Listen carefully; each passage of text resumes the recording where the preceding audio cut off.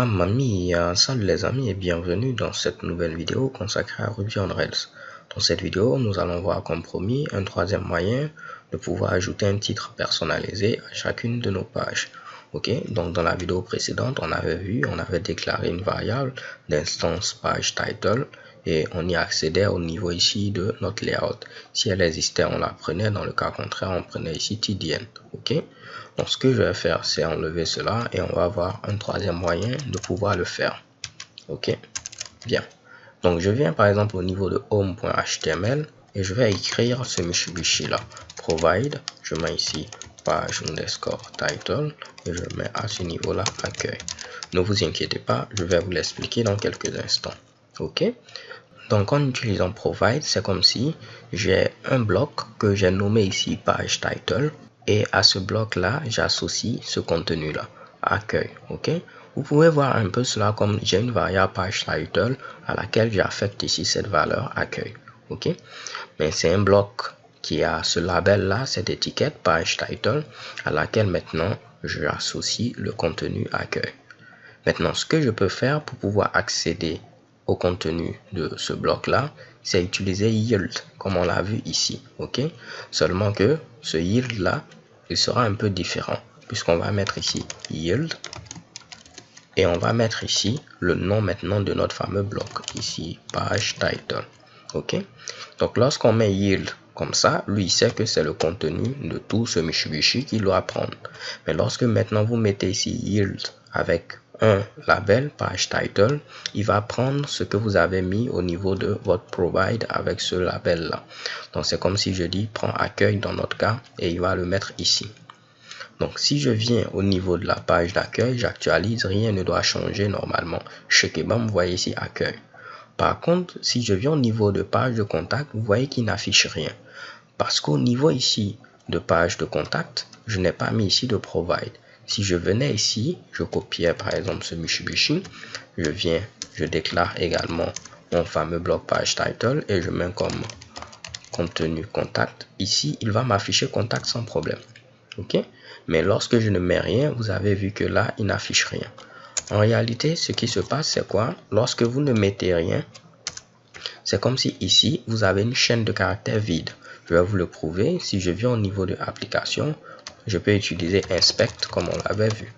Donc, je viens à ce niveau, je tente d'actualiser. Vous voyez, c'est comme si j'ai une chaîne de caractères vide. Alors, comme je vous l'ai dit, donc là, je vais faire un petit excite. Je vais faire IRB à nouveau. Si vous avez ici une chaîne de caractères vide et vous avez ici deux fois ce symbole là pour représenter le OU et vous avez un autre Mitsubishi, par exemple TDN, il va vous afficher la chaîne de caractères vide. Ok, pourquoi il récupère la chaîne de caractères vide? Parce que je vous ai dit, il prend ce qui est ici dans le cas où il n'est pas évalué à false. C'est s'il est évalué à false qu'il prend ce qui est à droite. Or, je vous ai dit au niveau de Ruby, ce qui est évalué à false, c'est quoi? C'est seulement nil et ici false. La chaîne de caractères vide n'est pas évaluée à false. Ce qui fait que il va voir que ce qui est à gauche n'est pas évalué à false, donc il le prend.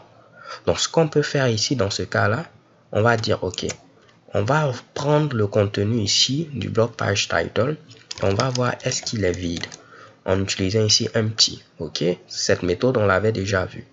Donc si c'est vide, alors dans ce cas là on va prendre TDN. Ne vous inquiétez pas, je vais vous expliquer ce que je suis en train d'écrire. Dans le cas contraire, on va prendre ici ce contenu là. Donc pour ceux qui ont déjà fait un peu de programmation avant, ce que je viens d'écrire, c'est ce qu'on appelle les ternaires. Je vais venir au niveau ici du shell interactif pour vous expliquer. Donc au niveau des ternaires, voici la syntaxe. Vous avez ici votre condition, vous avez ensuite un point d'interrogation. Vous allez mettre ensuite ce qui doit s'exécuter dans le cas où la condition est évaluée à true. Et vous mettez deux points. Vous mettez ensuite ce qui doit s'exécuter dans le cas où la condition est évaluée à false. Donc pour que ce soit clair, on va mettre ici true et ici false. Donc je me répète, on met ici la condition, on met un point d'interrogation, on met ensuite ce qu'il faut faire si la condition est évaluée à true, deux points, et après on met ce qu'il faut faire si la condition est évaluée à false. Un exemple, c'est le suivant, je mets ma condition, est-ce que 1 est supérieur à 0? Et je mets ensuite le point d'interrogation. Je dis si 1 est supérieur à 0, qu'est-ce que tu vas me retourner? Peut-être je vais mettre ici, tu vas m'afficher, pour dire affiche quelque chose au niveau de Ruby, je vous l'ai dit, c'est puts. Donc j'ai dit, tu vas m'afficher par exemple ici, vrai. Je mets ensuite 2 points et je dois mettre ce qu'il doit faire dans le cas où la condition est évaluée à false. Donc je vais dire, tu vas m'afficher ici faux. Donc tu testes ceci. Si c'est vrai, tu affiches vrai. Si c'est faux, tu affiches ici faux. Je valide et vous voyez, il affiche vrai. Par contre, si j'avais ici, est-ce que 1 est supérieur à 5? Là, il va m'afficher ici faux. Puisqu'il a testé, c'est faux. Donc, il doit exécuter ce qui est après le 2 points. Donc, il exécute ce michi là. Donc, c'est ce que je fais ici. Je dis, tu vérifies, est-ce que le contenu de page title est vide? S'il est vide, voici ici le point d'interrogation. Donc, ça n'a rien à voir avec ce point d'interrogation là. Parce qu'au niveau de empty, vous vous rappelez, il y a un point d'interrogation. Donc là, ma condition, c'est tout ceci. Est-ce que page title est empty? Si page title est empty, tu prends ici TDN. Dans le cas contraire, tu prends ici le contenu de page title. Donc, au niveau ici de la page d'accueil, page title vaut accueil. Donc, lorsqu'il va vérifier, page title n'est pas vide. Donc, il va prendre ici accueil. Mais au niveau de contact, vu qu'il n'y a pas de page title, il vérifie c'est vide. Donc, dans ce cas-là, il va prendre TDN. Raison pour laquelle, si je viens au niveau de contact cette fois-ci, il va m'afficher TDN. Mais si je viens au niveau de la page d'accueil, il m'affiche ici accueil. OK? Donc les gars, voici encore un autre moyen de le faire.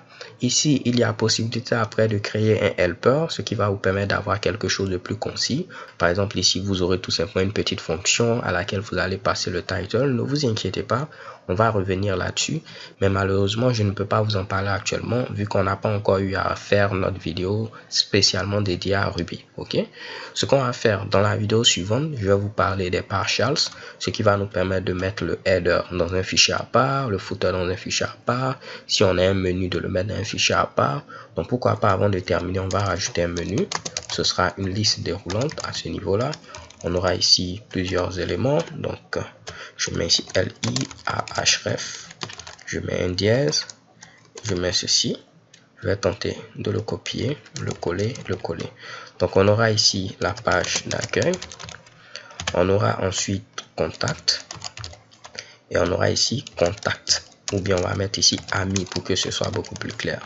Donc si je viens normalement ici, je tente d'actualiser, vous voyez j'ai accueil, j'ai contact et j'ai ami.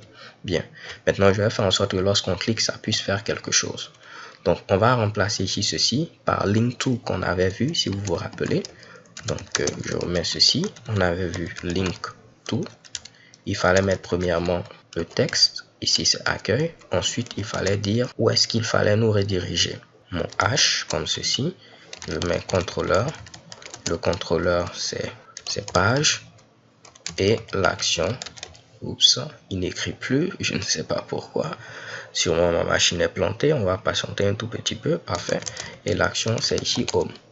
Ok, donc je vais tenter de copier la même chose qui est présente à ce niveau, remplacer ce qui est là pour mettre cette fois-ci contact, c'est toujours le contrôleur page, l'action home c'est avec un H minuscule ici, désolé, et ici l'action contact. Ici on va remplacer pour dire que ce sera ami, ce contrôleur c'est le contrôleur contact, et maintenant l'action ce sera l'action index. Ok, donc on confirme au niveau de page contrôleur, vous voyez ici action contact, action home, vous avez même about, terms, ainsi de suite. Maintenant si je viens au niveau de app, contrôleur, contact, contrôleur, ici c'est l'action index. Donc j'enregistre, je viens à ce niveau, j'actualise, je clique sur contact, shekebam, ami, shekebam, accueil, parfait.